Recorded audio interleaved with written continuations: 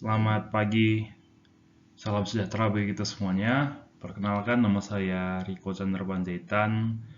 Saya berasal dari OPD Badan Keuangan dan Aset Daerah Kabupaten Karo, golongan 2C, dengan jabatan verifikator anggaran. Di sini saya akan mencoba menyajikan presentasi bedah modul tentang materi salah satu core values ASN, yaitu berorientasi pelayanan, dengan pengampu materi Ibu Yamnur Mahlia, SST MKes.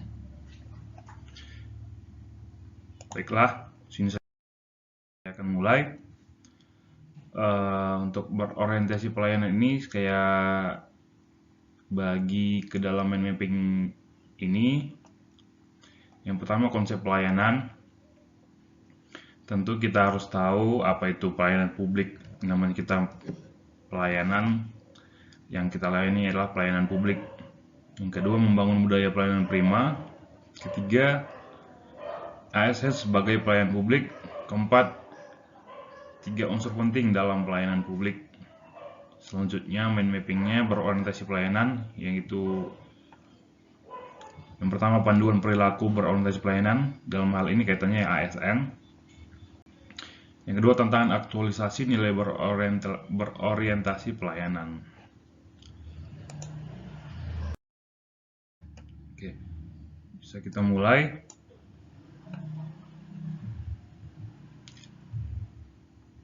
Pengertian pelayanan publik. Nah, di sini ada beberapa contoh pengertian pelayanan publik yang telah saya sajikan di slide. Yang pertama yaitu menurut Oxford Learners Dictionary, yaitu a system that provides something that the public needs, organized by government or a private company. Atau dapat diterjemahkan ke dalam bahasa Indonesia, yaitu sistem yang menyediakan sesuatu yang dibutuhkan publik yang diselenggarakan oleh pemerintah atau perusahaan swasta. Adapun menurut Hardiansyah, pelayanan adalah aktivitas yang diberikan untuk membantu, menyiapkan, dan mengurus, baik itu berupa barang atau jasa, dari satu pihak kepada pihak yang lain. Nah, ada juga menurut peraturan Undang-Undang Nomor 25 Tahun 2009 tentang Pelayanan Publik.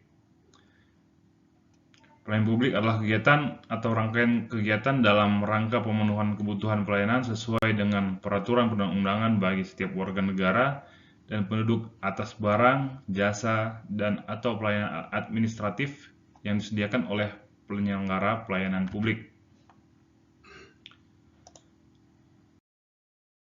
Selanjutnya, kita masuk ke mind mapping yang pertama, membangun pelayanan prima. Nah, di sini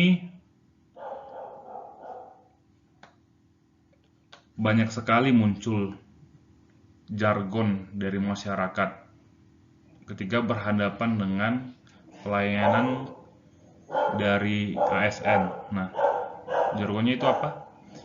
Kalau bisa dipersulit, kenapa dipermudah? Nah, memang faktanya di lapangan beberapa pelayanan masih terlihat sulit dan rumit. Contohnya ketika kita mengurus surat-surat administrasi seperti KTP, KK, akta kelahiran.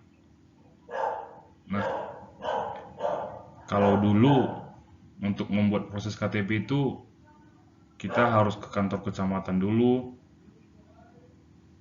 baru ke kantor Capil, atau bahkan beberapa ada yang menawarkan kalau mau cepat bayar 500.000 semuanya selesai, kami yang mengurus di kantor kepala desa. Nah, contoh-contoh seperti itu yang membuat citra sampai ada jargon di masyarakat, kalau bisa dipersulit kenapa dipermudah, sehingga membuat masyarakat cenderung malas untuk berurusan dengan pelayanan di bidang ASN. Nah, di sini untuk membangun pelayanan prima, apa saja yang bisa kita dapat lakukan? untuk menghasilkan pelayanan publik yang berkualitas sebagai ASN, ada 6 poin. Yang pertama, komitmen pimpinan yang merupakan kunci untuk membangun pelayanan berkualitas. Nah, semuanya di sini tergantung pimpinan yang memegang alih bagaimana arah organisasi ini berjalan. Ibarat kapal, dia memimpin sebagai nahoda yang memimpin kemana arahnya, begitu. Ke arah yang berkualitas kah? Atau hanya stagnan di posisi itu saja atau malah menurun? Tergantung kepada komitmen pimpinan kita. Yang kedua, penyediaan layanan sesuai dengan sasaran dan kebutuhan masyarakat. Nah, untuk kebutuhan masyarakat tentu pasti beragam. Tentunya kita harus menyediakan sesuai dengan sasaran. Yang ketiga, penerapan dan penyesuaian standar pelayanan di dalam penyelenggaraan pelayanan publik. Tentunya harus ada standar pelayanan di dalam pelayanan publik. Yang keempat, memberikan perlindungan bagi internal pegawai serta menindaklanjuti pengaduan masyarakat. Nah, terkadang di sini pegawai penting juga untuk mendapatkan perlindungan ketika misalnya terjadi konflik atau komunikasi yang tidak baik. Terkadang terjadi gesekan-gesekan antara masyarakat dan pegawai sehingga menyebabkan ada ancaman-ancaman dari masyarakat, begitu. Nah, itu yang perlu dibuat perlindungan, dan pengaduan masyarakat ini juga harus ditindaklanjutin, bukan hanya sekedar diterima baru nanti kami proses, hasilnya outputnya tidak ada, begitu. Selanjutnya, pengembangan kompetensi SDM, jaminan keamanan dan keselamatan kerja, fleksibilitas kerja, penyediaan infrastruktur teknologi informasi, sarana dan prasarana. Oke, tentunya SDM juga perlu dikembangkan kompetensinya dalam meningkatkan pelayanan publik. Selanjutnya, secara berkala melakukan pemantauan dan evaluasi terhadap kinerja penyelenggara pelayanan publik. Nah, di sini juga perlu fungsi kontrol, karena ketika namanya manusia, ketika kita diingatkan mungkin sekali bisa kita lakukan, tapi dalam waktu berkali-kali dengan waktu yang lama, apakah itu menjadi kebiasaan atau hanya formalitas semata, kita lakukan hanya sekali saja ketika ditegur, begitu. Hendaknya itu menjadi suatu kebiasaan bagi kita dan perlu dikontrol juga agar menjadi suatu kebiasaan. Ya, selanjutnya ASN sebagai pelayanan publik. Nah, pada pasal 10 Undang-Undang Nomor 5 Tahun 2014 tentang Aparatur Sipil Negara, ASN mempunyai fungsi sebagai pelaksanaan kebijakan publik, pelayanan publik, perekat dan pemersatu bangsa. Oke, apa saja yang bisa kita lakukan sebagai ASN, sebagai pelayan publik untuk menyelenggarakan pelayanan publik yang maksimal? Itu ada di pasal 34 Undang-Undang Nomor 25 Tahun 2009 tentang pelayanan publik. Perilaku pelaksana pelayanan publik termasuk ASN menyelenggarakan pelayanan publik yaitu A. Adil dan tidak diskriminatif. Ini tentu menjadi suatu poin yang sangat penting, karena ketika kita melayani publik tidak ada yang dibeda-bedakan, semua adil.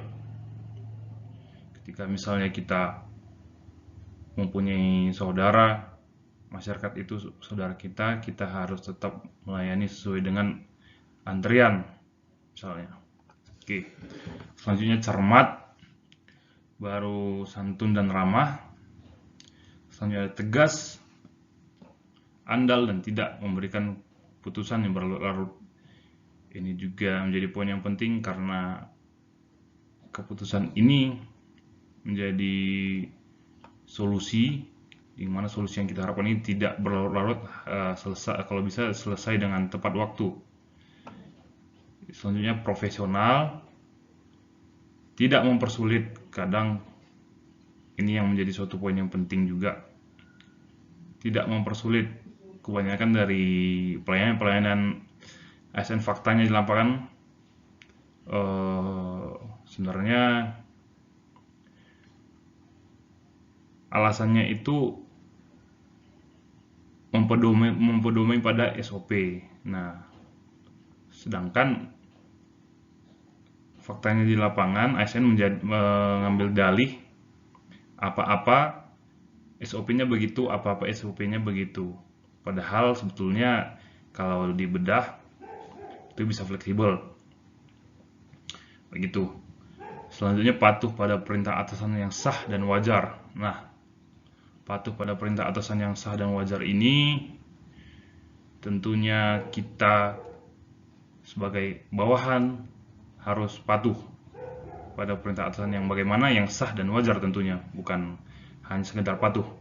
Selanjutnya menjunjung tinggi nilai akuntabilitas dan integritas institusi pelayanan penyelenggara, tidak membocorkan informasi atau dokumen yang wajib dirahasiakan sesuai dengan peraturan perundang-undangan, terbuka dan mengambil langkah yang tepat untuk menghindari benturan kepentingan, tidak menyalahgunakan sarana dan prasarana serta fasilitas pelayanan publik, tidak memberikan informasi yang salah atau menyesatkan dalam menanggapi permintaan informasi, serta proaktif dalam kepentingan masyarakat. Selanjutnya, tidak menyalahgunakan informasi, jabatan, atau kewenangan yang dimiliki sesuai dengan kepantasan dan tidak menyimpang dari prosedur. Oke. Beberapa dari kita mungkin banyak yang menyalahgunakan juga jabatan yang kita miliki, apa-apa untuk mengurus administrasi, mengurus pelayanan, bayarnya berapa. Kalau mengurus ini, bayarannya segini, apa-apa uang. Nah, itu yang perlu kita benahi, yang kita harus berdobani pada pasal 34 Undang-Undang Nomor 25 Tahun 2009 tentang Pelayanan Publik. Oke. Selanjutnya, ada 3 unsur penting dalam pelayanan publik, yaitu kita ASN sebagai penyelenggara pelayanan publik. Tentunya ada penyelenggara, ada penerima. Penerima layanan itu ada masyarakat, stakeholders, pemangku kepentingan atau sektor privat. Oke. Nah, udah ada penyelenggara, udah ada penerima.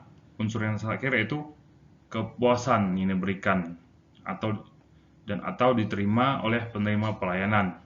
Tentunya bukan hanya sekedar diberikan pelayanan selesai gitu. Ada indikator kepuasan dari pelayanan sehingga dapat dikatakan pelayanan tersebut memang maksimal. Baik, selanjutnya kita masuk ke mind mapping utamanya, yaitu berorientasi pelayanan. Nah, di sini kita sebagai ASN tentunya ada pedoman panduan perilaku berorientasi pelayanan. Yang pertama yaitu 1. Memahami dan memenuhi kebutuhan masyarakat.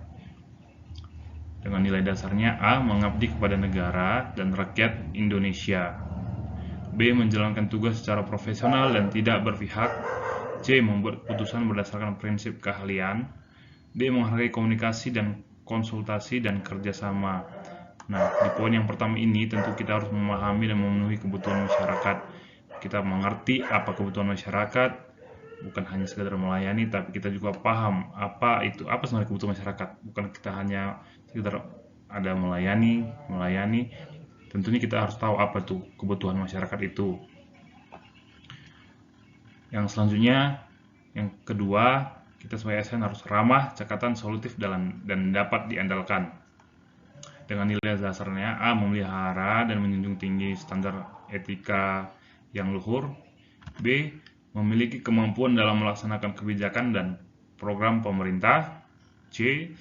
Memberikan layanan kepada publik secara jujur, tanggap, cepat, tepat, akurat, berdaya guna, berhasil guna, dan santun. Nah, sebagai ASN kita juga harus memiliki sikap-sikap yang seperti ini, ramah, cekatan, solutif, dan dapat diandalkan. Cekatan bukan hanya sekedar kita melayani, tapi harus tetap cekatan, karena mengingat banyaknya kebutuhan masyarakat dan masyarakat kita, tentunya kita harus cekatan juga, dan tentunya solutif, bukan hanya berfokus pada masalah atau alasan-alasan, tapi kita juga harus bisa menjadi solutif, memberi solusi atas permasalahan di masyarakat dalam melayani.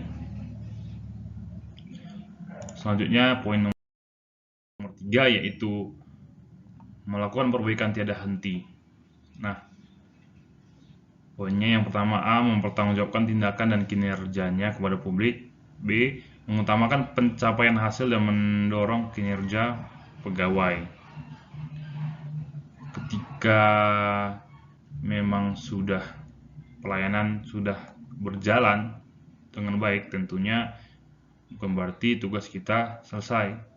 Kita harus tetap melakukan perbaikan tiada henti, melakukan inovasi-inovasi untuk meningkatkan pelayanan tersebut. Oke. Selanjutnya, apa saja tantangan aktualisasi nilai berorientasi pelayanan pada masyarakat? Dipengaruhi oleh dua faktor. Yang pertama faktor eksternal, yang kedua faktor internal. Apa saja sih faktor eksternal tersebut? Yang pertama, faktor eksternalnya itu kondisi geografis yang sulit. Nah, ini tentunya kita sebagai negara Indonesia terdiri dari berbagai kepulauan. Tantangannya mungkin ada di pulau-pulau terpencil gitu, yang menyebabkan akses ke sana juga susah dan akomodasi juga susah, sehingga menyebabkan pelayanan mungkin kurang maksimal. Selanjutnya, infrastruktur yang belum memadai. Mungkin di daerah-daerah terpencil juga masih banyak infrastruktur yang belum memadai, seperti daerah-daerah timur atau daerah kepulauan mungkin agak susah untuk mendapatkan infrastruktur, sehingga akses untuk menuju pelayanan yang baik itu kurang terpenuhi. Oke, selanjutnya itu adat sikap masyarakat yang kolot. Tentunya kita sebagai bangsa Indonesia tidak terlepas dari adat istiadat yang diturunkan dari nenek moyang kita. Di sini itu juga menjadi tantangan karena banyak adat juga yang tertutup dan tidak menerimakan kebijakan-kebijakan pelayanan publik dari pemerintah.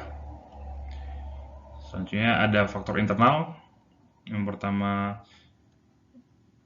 mungkin anggaran yang terbatas. Yang kedua, kurangnya jumlah SDM yang berkompeten. Nah, di sini tentunya juga generasi-generasi milenial yang diharapkan mampu dapat membuat suatu perubahan di pemerintahan dengan semangat dan kompetensi yang lebih mumpuni, karena energinya mungkin masih banyak dan pengetahuan akan teknologi media digital mungkin lebih baik daripada senior-senior. Nah, disitulah tugas kita sebagai ASN milenial untuk membuat suatu perubahan. Selanjutnya, belum terbangunnya sistem pelayanan yang baik. Nah, sistem ini juga menjadi suatu hal yang penting, karena bagaimana kita membuat suatu pelayanan yang baik, sedangkan sistemnya juga masih, atau regulasinya juga masih belum sempurna, atau masih berbelit-belit gitu.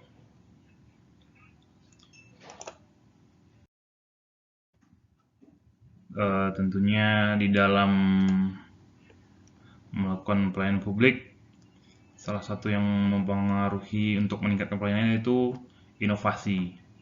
Nah, dalam lingkungan pemerintahan ada juga faktor yang mempengaruhi tumbuh kembang inovasi.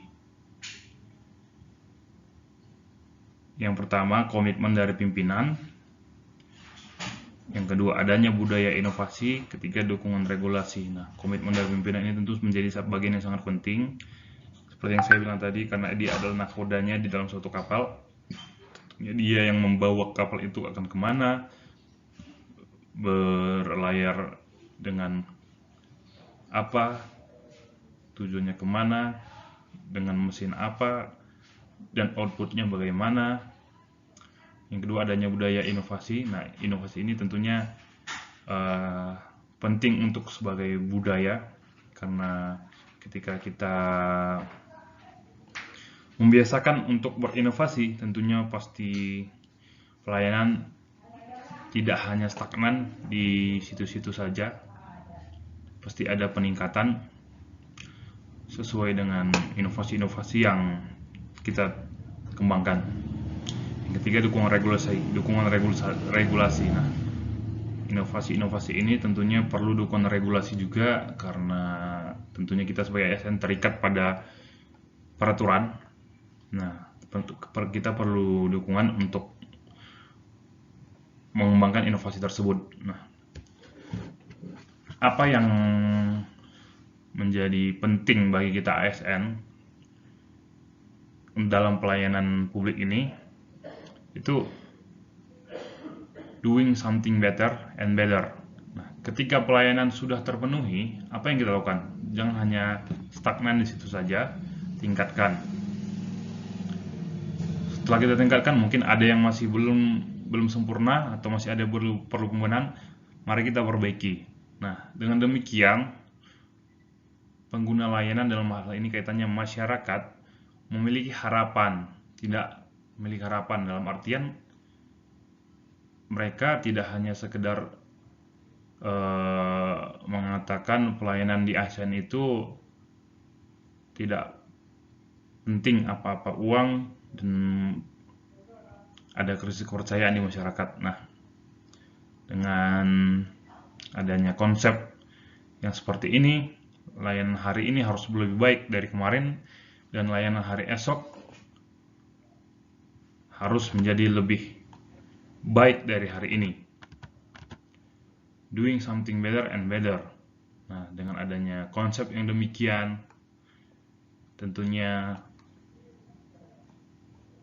masyarakat sebagai pengguna layanan dapat memiliki kepercayaan dan harapan kepada kita ASN. Justru itu, kita harus mempedomani segala core values yang ada yang sudah kita tetapkan, dan employer branding.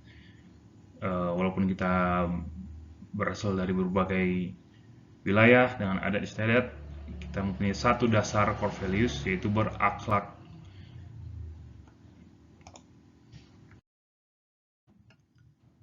Oke, sekian video dari saya teman-teman, semoga bermanfaat. Apabila ada salah ataupun yang kurang berkenan, kiranya mohon dimaafkan.